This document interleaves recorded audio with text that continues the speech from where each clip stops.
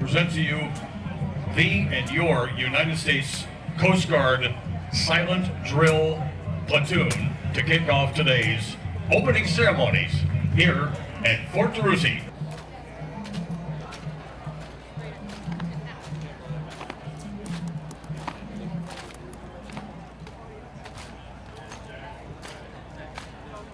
Those guys? Yeah. I thought they were just up here. No, they're all singing together. Yeah. Okay, where's the dancers?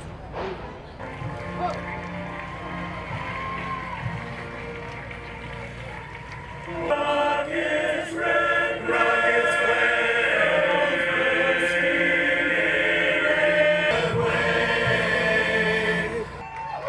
Ladies and gentlemen, the presentation of colors and our national anthem performed by the Marine Forces Pacific Band. World War II veterans seated behind me. It's also an honor to have the governor of the great state of Hawaii, along with his wife, Governor Ige. Also, Lieutenant General Crutchfield seated behind me as well. Sometimes those serving the auctioneer, honored and pleased to be your announcer today and for the parade and the award ceremony afterwards. On behalf of DAT Systems, it is my honor to salute all of the men and women who now serve in uniform to our great nation, and to recognize those who served before them, especially our parade's honorees. This dream possible, this is such a dream come true. This is a major transformation of this great parade, the largest parade in Hawaii history, and you've really taken it to the next level. And commemorating the attacks by the Imperial Japanese Navy that occurred all across Oahu on December 7th, 1941, the date that changed history forever. And U.S. losses were staggering. It's nearly impossible for us to even think about it today.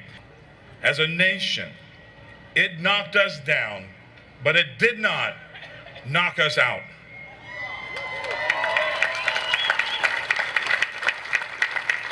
Perhaps a legacy of the attacks that occurred across this island on December 7th is that we serve to ensure events like those attacks don't ever occur in the first place.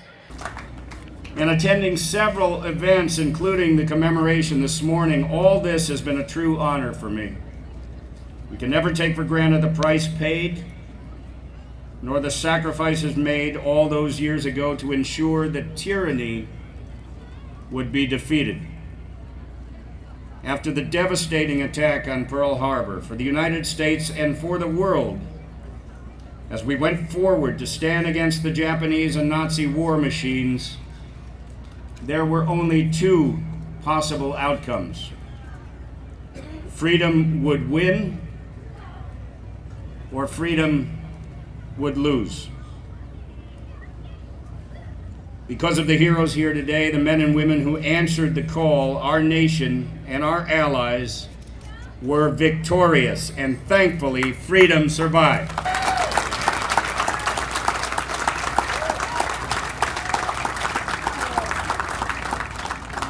What can we learn from Pearl Harbor? Many lessons. But I feel the main lesson came from a speech that President Reagan gave in 1983.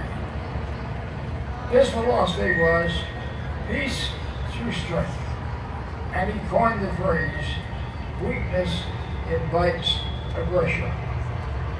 That phrase is worth repeating, that weakness invites aggression. I have a message for this generation and the generation to follow. You are the leaders. You're the taxpayers. You're the voters. You're the legislators. I would add to the Pearl Harbor motto, keep America alert. Keep America alert and strong. I saw a no parking sign recently. It said, don't even think about parking here. my charge and the charge of the Confederation, of the generation now and to come is keep America so strong in cyberspace, in space, in the skies, on the ground, on the ocean, and under the ocean. So strong that no tyrant or dictatorial government will even think about attacking